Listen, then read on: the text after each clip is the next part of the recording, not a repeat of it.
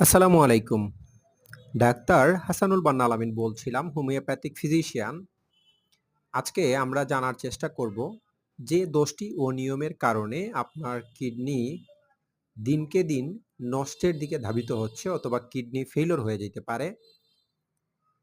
তো প্রাথমিক যে লক্ষণটা সেটা হলো, আপনারা অনেকেই আছেন, আমাদের এরকম একটা বদভ্যাস আছে যে আমরা প্রস্রাব যখন আমাদের করা উচিত বা প্রস্রাবের যখন আমাদের ব্যাগ আসে তখন কিন্তু আমরা প্রস্রাবটাকে আটকে রাখি। এই কাজটা কখনোই করা যাবে না। এবং অনেকেই আছেন পর্যাপ্ত পরিমাণ পানি পান করেন না। আমাদের একজন সুস্থ মানুষের শরীরে প্রতিদিন কমপক্ষে ২.৫ থেকে ৩ লিটার পানির প্রয়োজন, এবং পানিটা অবশ্যই বিশুদ্ধ পানি হতে হবে।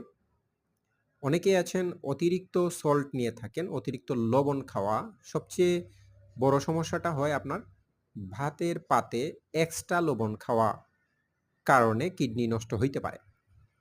অনেকে আছেন রেড মিট খেয়ে থাকেন। ৩০ বছর পরবর্তী বয়স থেকে লাল মাংস, গরুর মাংস যেগুলাই হয় না কেন সেগুলা খাওয়া কমিয়ে দিতে হবে।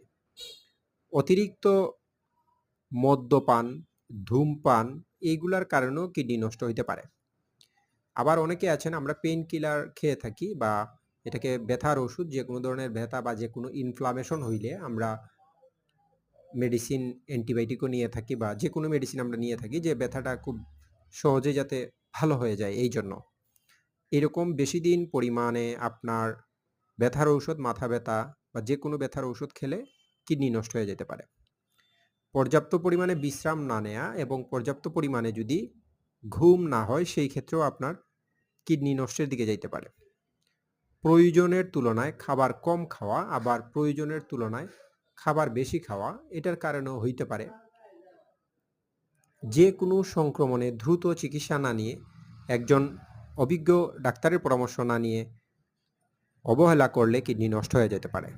এরকম স্বাস্থ্য বিষয়ক হেলথ টিপস পেতে চ্যানেলটি সাবস্ক্রাইব করুন। ধন্যবাদ।